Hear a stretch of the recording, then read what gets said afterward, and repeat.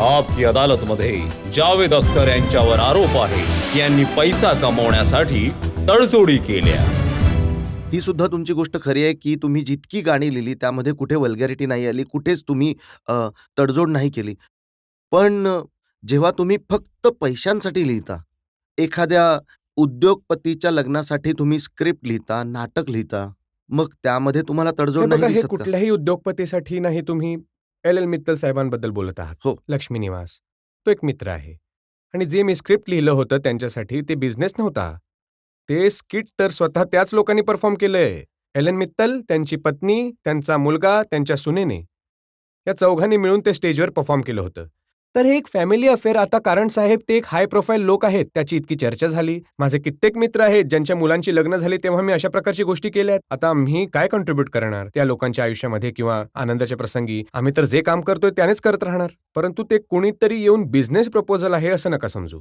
पण त्यावेळी वृत्तपत्रांमध्ये हे छापलं की ते स्टील प्यार व्यार हे सगळं लिहिलं तुम्ही नाही, असा कुठला पैशांसाठी. शब्द नव्हता.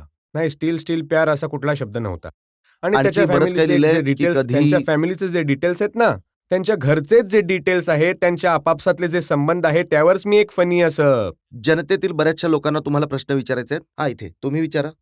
सिनेमातील दिवसेंदिवस खालवणारी संवाद रचना ही जी अवस्था आहे, तुम्हाला आता असं ह्यावेळी नाही वाटत का की तुम्ही परत तुमचं ते पेन उचललं पाहिजे आणि एखादा चांगल्या संवादाचा सिनेमा तुम्ही तुमच्या बाजूने परत एक सुरुवात आणि नवीन युगाची सुरुवात तुम्ही करावी?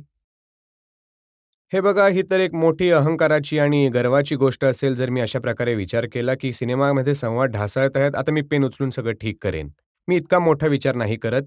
परंतु हो, जसे तुम्ही सिनेमे बघता, मी सुद्धा सिनेमे बघतो नक्कीच. असं तर नाही केवळ लिहितच असतो. आज जे सिनेमामध्ये संवाद आहे, ज्या प्रकारे सामान्यपणे गाणी येतात, जशी ती तुम्हाला आवडत नाही, मला सुद्धा आवडत नाहीत. मी हा नक्कीच विचार केला आहे की आधीच्या दिवसात तर मी केवळ गाणी लिहित होतो कित्येक वर्षांपासून.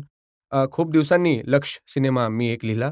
माझा असा विचार आहे की आता मी कमीत कमी एक स्क्रिप्टसुद्धा लिहिणार आहे एका वर्षामध्ये आणि चांगली लिहिण्याचा प्रयत्न करेन. किती चांगली असेल याचा निर्णय तर दुसऱ्यांच्या हातामध्ये आहे. तुम्ही हे सांगायला विसरलात की खूप वर्षानंतर जेव्हा तुम्ही स्क्रिप्ट लिहिली जी लक्ष्यची, तो सिनेमा तर चालला नाही. हो, हो. हे तुम्ही विचारलं नाही की किती चालला, तर मी उत्तर दिलं असतं. मग तर कारण त्याने माझं तुमच्याबद्दल हे मत आहे की तुम्ही यशाला अपयशाला जास्त असं देत नाही महत्त्व, तुम्ही स्टँडर्डला देता. तर मला वाटलं की तुम्हाला तर आनंदच होईल लक्ष्यमुळे. तुम्हाला हे नाही वाटलं का हां. की त्या वेळेच्या आधीची ती स्क्रिप्ट लिहिली होती? माहीत नाही. फरहानचे डिरेक्टर जे होते पिक्चरचं त्यांचं काम खूप चांगलं होतं. जे ॲक्टर्स होते त्यांनी खूप चांगलं काम केलं. कॅमेरा वर्क तर खूप चांगला होता. तर जर ती एक सुपरहिट फिल्म नाही बनू शकली, तर कुठेतरी मीच असं लिहिलं जे असेल, जे लोकांच्या मनापर्यंत पोहोचू नाही शकलं, त्यावर विचार केला पाहिजे.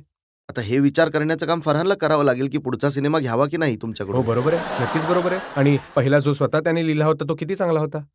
प्रत्येक काळातील सुपरहिट गाण्यामागे एक नाव माहीत असतं, ते आहे जावेद अख्तर. तर तुमच्या डोक्यामध्ये एखादं स्वतःचं लिहिलेलं जे तुम्हाला कायम आठवणीत राहील, जे तुम्ही लिहिलं असेल सॉन्ग, तुमचं फेव्हरेट सॉन्ग कुठलं आहे? मी तुम्हाला खरं सांगतो की माझं स्वतःचं कुठलं गाणं माझं फेव्हरेट गाणं नाहीये. होतं असं की जेव्हा तुम्ही एक गाणं लिहित असता आणि त्यामध्ये बुडालेले असता आणि असं वाटतं की झालंय, तर त्यावेळी खूप चांगलं वाटत असतं. मग रेकॉर्डिंग होतं, खूप थ्रिल वाटतो, 1-2 दिवस ते लक्षात राहतं. मग दुसऱ्या गाण्यांमध्ये इन्व्हॉल्व होतो. मग ते खूप इम्पोर्टंट वाटतं. मग आज आणि आत्ता जे गाणं तुम्ही लिहिलं ते सांगा ना? हे बघा आता तर आता मागच्या आठवड्यात एक गाणं मी सुनामीविषयी लिहिलं होतं. ते गाणं माझ्या हृदयाला नक्कीच भावलं. जिंदगी पुकारती है, आओ हम तुम भी मिलके पुकारें। जिंदगी कब हारती है, आओ हम तुम भी दुख से ना हारें। जख्म धरती के तन पर है कारी, कितने दिल हैं जो हमसे हैं भारी। दर्द की लहर है, जहर ही जहर है, आओ ये जहर मिलके उतारें। जिंदगी पुकारती है।